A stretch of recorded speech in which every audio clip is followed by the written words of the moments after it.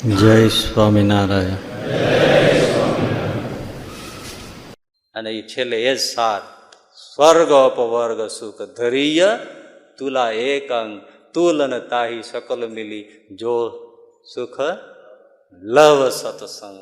અમૃત જેવી એક જ વાત આમ છે, નાની, પણ આપણને આ તમને જુઓ એ કઈ મજાની હોય છે. આપણે રૂડી રાંધી રસિયાજી મેં ખાતે ખીચડી, સાંજનો થાળ છે ને એ રચો કોને? દયાનંદ સ્વામી. એ દયાનંદ સ્વામી છે ને આ ભાલ પ્રદેશ રેથળ ગામના, અને ગોધનેશ્વર મહાદેવ ધોળકા પાસે છે ને મહાદેવ, ત્યાં રહીને યુવાન અવસ્થામાં તપ કરતા. શા માટે? મોક્ષ માટે. લો, એને કોઈ બીજી ઓળખાણ નહોતી. મહાદેવને શરણે જઈને ભજન કરે ગોધનેશ્વર મહાદેવ પાસે. એવા ભારે મુમુક્ષ. નામ એનું લાલજી.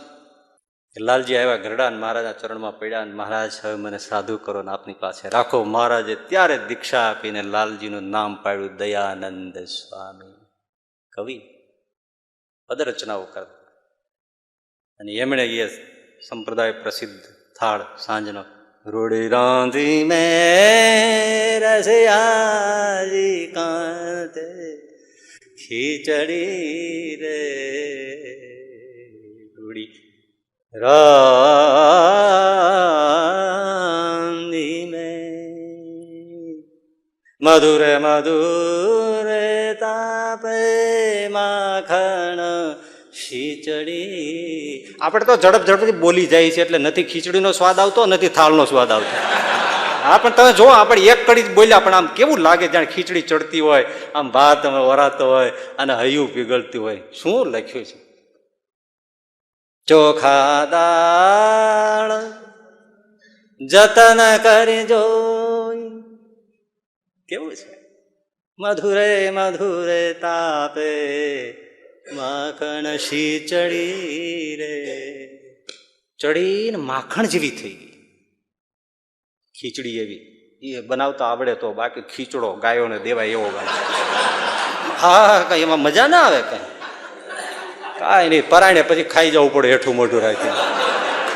ડોબું ખાઈ જવાનું, બીજું ચાલે. બાકી ખીચડી હજી કચ્છમાં બને.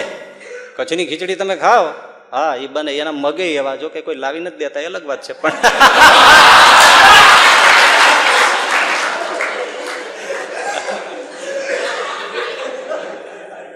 પણ એ કચ્છડા એની જમીનમાં એને એ બધું મીઠું થાય છે. એ રૂડી રાંધી રસિયાજી. આ હા હા. એ દયાનંદ સ્વામી છપિયા બાજુ ગયા. સંત થોડા 2-5 સાથે હશે. તર ગામ જાઉં, તર છે ને ત્યાં, એ તર ગામ જાઉં. વચ્ચે મનોરમા નદી આવી. વાત નાની પણ મને તો એટલી મીઠી લાગે છે. આ ક્યાં મળે આવું પ્રગટપણું? અને આજે છે એવું, એમ નથી કહેવાની વાત કે તે દી હતું ને આજે નથી. આડી નદી આવી, ઘઘવાટા કરી. હવે 2-5 સંતો નદી કિનારે ઉભા થઈ ગયા, અને અકિંચન સાધુ, કશું રાખનારા નહીં. હવે સામે જવું છે, ત્યાં જ એક નૌકા નાવડું નાનું લઈ અને નાવિક આવ્યો. આત્માજી સાધુ લોગ, હા वो किनारे जाना है? हाँ भाई, हमें उस किनारे पे जाना है, नदी पार करना है. अच्छा है कुछ? સંતો કે અમારી પાસે કાંઈ નથી, ગયા વગર છૂટકો નથી. એવું છે? આવી જાઓ આપણે નૌકામાં. સંતો કે પણ અમારી પાસે કાંઈ છે નહીં. હા, કાંઈ નથી, જોજો હું એક જ શરતે તમને લઈ જઈશ. શું? એ માથાનો મેળ્યો ભાઈ. એક જ શરતે હું તમને લઈ જઈશ. હું તમને અહીંથી આ નદીને સામે કિનારે પાર કરી દઉં. તમારે મને, હું તમારી સાથે કાંઈ લેતો નથી, તમારે એટલું જ કરવાનું, હું નદી પાર કરાવું, તમારે મને ભવસાગર પાર કરાવવાનો. આ કોલ આપો તો હું તમને નૌકામાં બેસાડીને સામે પાર લઈ જાઉં. હવે આ તો રોકડું હતું. સંત હાલો બેસી જાઓ. બેસાડ્યા નૌકામાં. સંતોને સ્વભાવ પ્રમાણે વાત કરી, જો ભાઈ ધીમે ધીમે નૌકા હાલે, તમે હવે વિચાર કર્યો છે કે મોક્ષ જોઈએ છે, ભવસાગર પાર થવું છે, તો લ્યો આ નદીનું જળ જમણા હાથમાં લ્યો, અંજલિ લ્યો, અમે ભગવાનને વિધિવત તમને શરણે લઈએ, ભગવાનનો આશ્રય કરીએ, દીક્ષા વિધિ આપીએ, સામાન્ય દીક્ષા. આ કંઠી પહેરી લ્યો અને આટલા નિયમ છે એ અને ઓઈલો ભડક્યો. જો મેં તમને મહાત્મા લોક કીધું હતું કે તમારી પાસે કાંઈ નથી, એમ મારી પાસે પણ કાંઈ નથી, હું કાંઈ પાળવાનો નથી.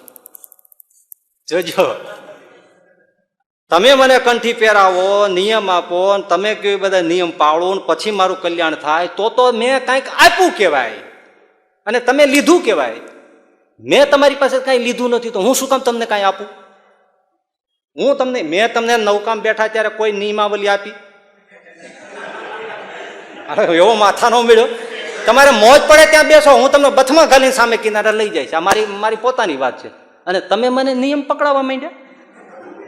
તારે આ નહીં ખાવાનું, તારે આ નહીં પીવાનું, આવી રીતે ઉઠવાનું, આમ પૂજા કરવાની, આમ માળા કરવાની.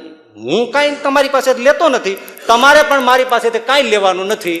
જેમ તમે બેઠા ને અહીં ઉતારું એમ વગર નિયમે કાંઈ પણ ધર્મ પાળ્યા વગર હું કશું જ પાળવાનું નથી. જેમ જીવું છું એમ જ જીવવાનો છું અને મને ભવપાર કરવાનો છે. સંતો વિચાર ચડી ગયા, આનું શું કરવું? નાવિક કે કઠણ પીડ્યું ને કઠણ. દયાનંદ સ્વામી કે જરાય કઠણ નથી, એક પણ નિયમ પાળતો નહીં, જા તારું રોકડું કલ્યાણ. એમ? હા. સામે કિનારે ઉતાર્યા, સંતો હાલતા થઈ ગયા. ભાઈ સંતોએ અને આ બેઠા છે ને એને વિચાર કર્યો.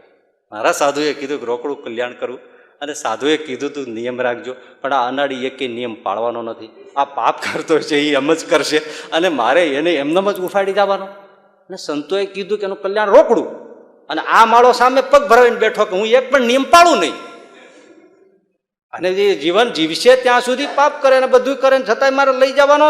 ભાઈ બી ઘેરે પહોંચ્યો, હાથ પગ ધોયા, વાળું પાણી કર્યા, ખાટલે બેઠો, તાવ આવ્યો, લાંબો થઈને સૂતો અને અજવાળું થયું. ઘરના કેલા મેં 2 સાધુ ને 5 સાધુ ને ઉતારી આવ્યા છે, લ્યો આવ્યા છે મને તેડવા માટે, હું જાઉં છું, નમસ્કાર, વયો ગયો. પાર ઉતરી ગયો, વયો ગયો. શ્રીજી મહારાજ કે પાપ કરવા જેવું ભયાળ રેવા દઉં તો રે ને. રોકડું કલ્યાણ. બોલો, રે તો નિયમ પાડવા ન પાડવા કઈ નહીં, એમને સાધુનો જોગ થયો ને ઘરે પહોંચ્યો ને તાવ આવ્યો ને શ્રીજી મહારાજને સંતો આવીને તેડીને લઈ ગયા. બોલો, ક્ષણમ અપી જન સંગતિ રેખા ભવતી ભવાર્ણવ કરણે નૌકા પાર ઉતરી જાય. આવો ક્ષણનો સત્સંગ છે, એનો મહિમા છે, પણ એ બધી વાત એટલી મહત્વની છે કે જો સાચા મળે તો. બાકીની વાત આવતા શુક્રવારે. સહજાનંદ સ્વામી મહારાજ.